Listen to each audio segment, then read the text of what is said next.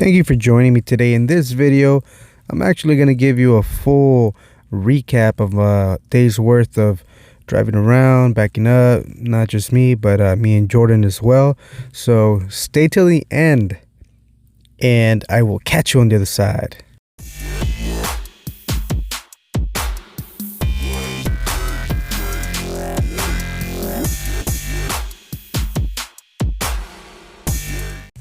Alright, welcome back. My name is Abdiel Zamora. For any of you that are new here, consider subscribing because I will be updating you every single time with new videos about trucking. But as of right now, I am currently in my CDL apprenticeship program. But anyways, let's get to the video. Alright, as you can see, the very first thing we do all the time is a pre-trip inspection. It's mandatory, it's necessary. You definitely want to check your components. You want to make sure that you're not missing anything. Last time we did a pre-trip inspection, we found that the actual one of our tractor tires was flat, completely flat. And if we wouldn't have checked it, we would have had no idea. So you definitely want to check every component. You don't have to spend a really long time, but definitely want to check stuff. It's really important. Yeah, the tractor here, so we did a complete pre-trip here. I did not record when I did the pre-trip inspection for the trailer, but it's all good.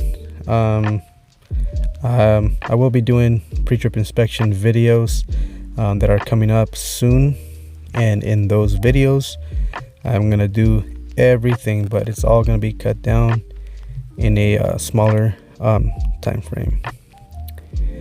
But anyways, yeah, so turn on the vehicle after we picked it up. After we picked up the trailer, came out here and it was my turn to back it in. This is considered a 90-degree backup. Yeah, out in class they teach it to you a different way, or a specific way, more better said. But one of the things that I noticed is once you're out on the field,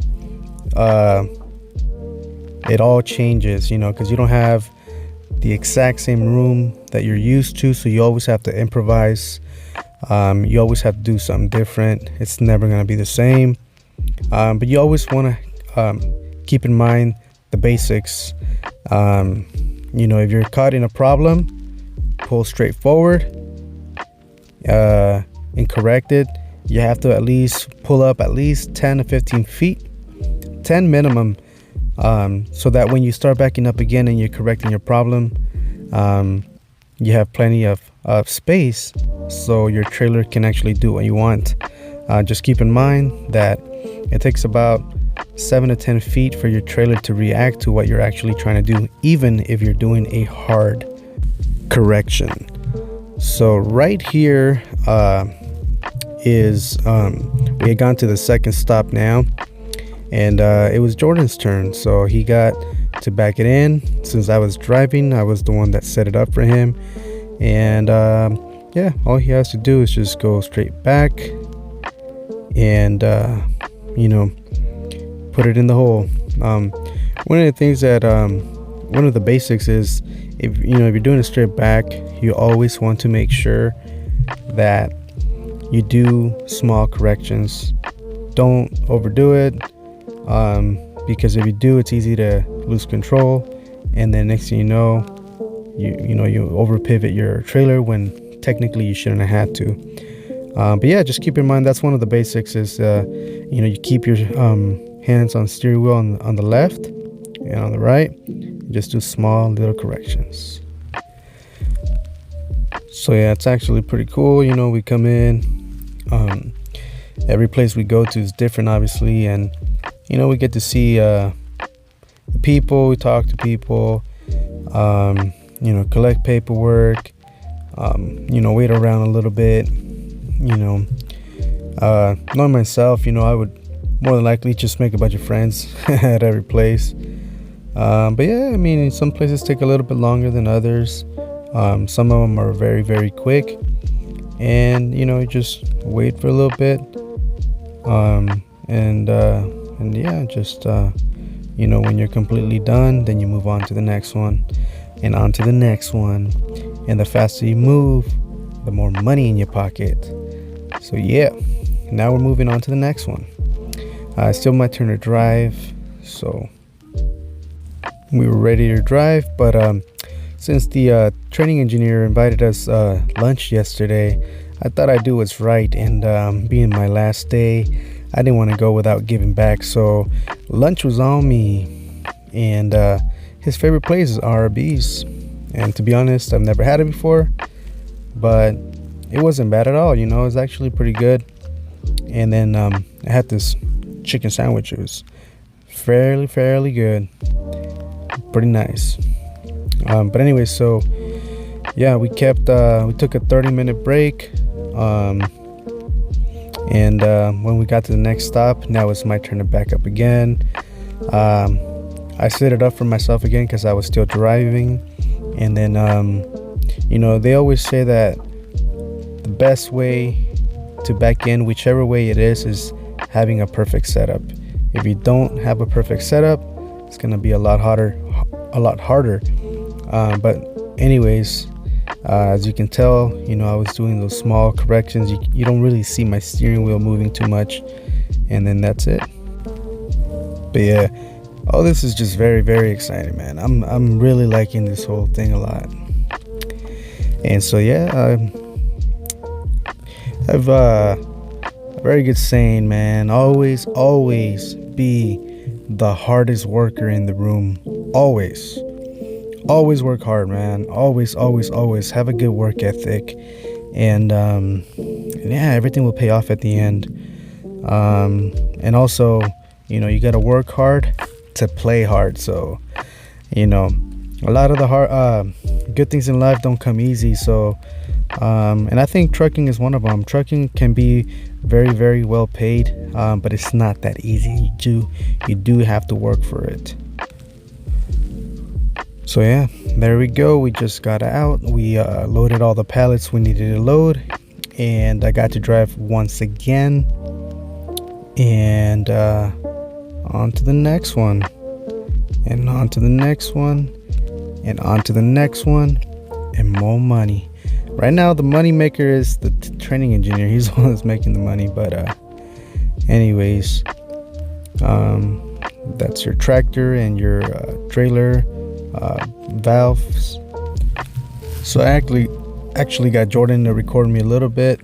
The training engineer was pretty cool about it too. So I got to make a couple of turns, and I don't know, man. I'm really liking this whole type of job. I really do. I really am. Dude, why you park so close, dude?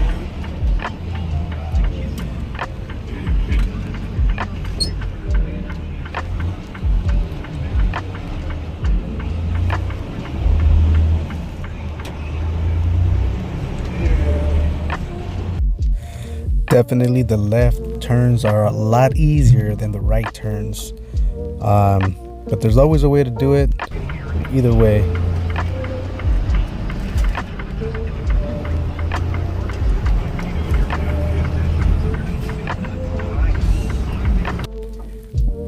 Whether you're turning left or whether you're turning right, you always want to look at your mirrors, the convex mirror, your hood mirror, whichever mirror you're able to see the very back tires, your trailer tires. They're also called your tandems. You want to make sure that you're able to see them, and they say walk it around the curb. Just make sure that you're not turning too much where it's closing in on the curb and it's gonna touch it, or whether it's you're holding that left way too long and then you're separating from the curb. Sometimes it's you can overdo it as well. You think it's actually the opposite. The wider you're away from the curb, the better. But when you're actually testing, they do check on that. If you're too far away, they say that you're leaving room for another car to go in there and maybe cause an accident. But yeah, keep in mind that only happens usually when it's like a 2-lane. When you're turning into a street that is 2 lanes or more. But yeah, you just want to keep in mind that turning too wide sometimes is also not correct either. But yeah, this is basically the last stop where I drove, and then after this, my boy Jordan got to drive. So I'm not sure if you noticed, but he swung really wide job, in this dude. turn, where he was basically in front of the incoming traffic. Sometimes that's the only way to do it, but you have to be very careful. You need to make sure that they see you, that they're gonna give you space, and sometimes people are just very nice, and they actually back up for you. So when that happens, that's pretty good. But you just have to be careful and make sure. Here he's making another left turn, so let's see how my boy Jordan does it. This one's not that bad of a turn. He pulls up forward just enough, goes left, and stays on the high side, which is the right side. Nice, dude. Huh? Said they think I'm gonna hit him or something. Yeah, they always do. They always think that you're gonna hit them, but little did they know you're a good driver, man. One of the things that's very important to know is that not every road you get into is commercial vehicle friendly. Like, it's not every road you're allowed to be on there legally. So you have to make sure that the road that you're getting on is appropriate for commercial vehicles.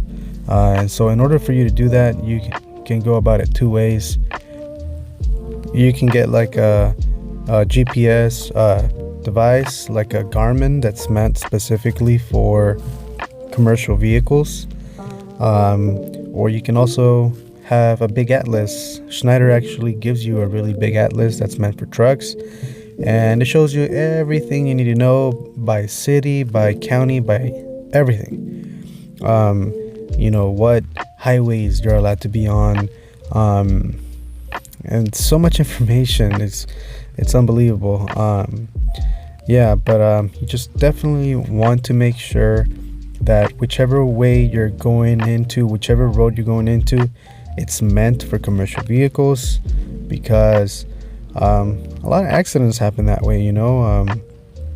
Sometimes people don't realize that they're in a place where they're not supposed to be in, because the height of a bridge is really low, and it's happened. You can find videos on YouTube where you have commercial vehicles that are not aware, or they weren't paying attention, or I don't know what they were doing, but they actually run into an actual bridge, and then next thing you know, big accident. So yes, it's very important to know.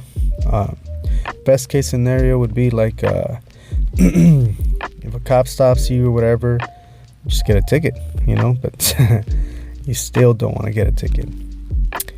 But anyways, that's definitely one thing that I'm gonna invest in, and I'm gonna try to buy me one of the best ones, and I think they're ranging anywhere from $500 to $800, a Garmin.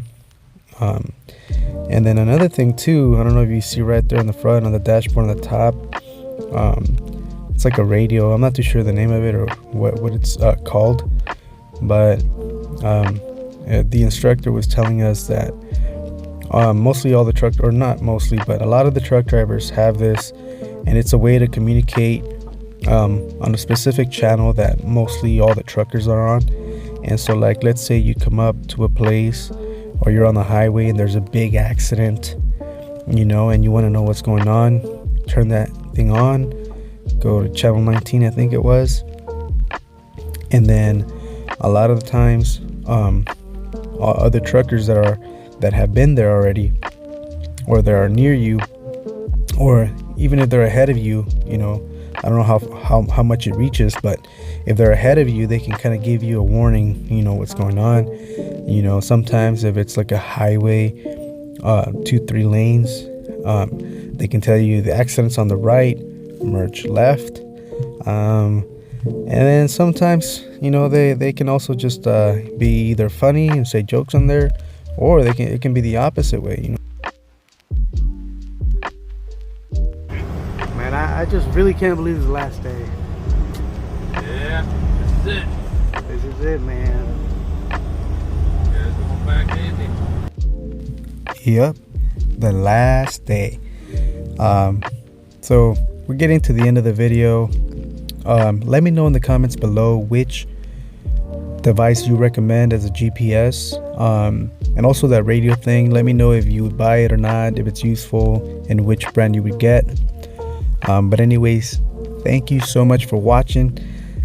Smash that like button, subscribe to the channel, and ring that notification icon. You already know I'm gonna be updating you guys every single moment that I can. If you have any recommendations, anything that you would like to know, or a video you want me to make, put it in the comments below. But thank you so much, and I'll talk to you on the next one.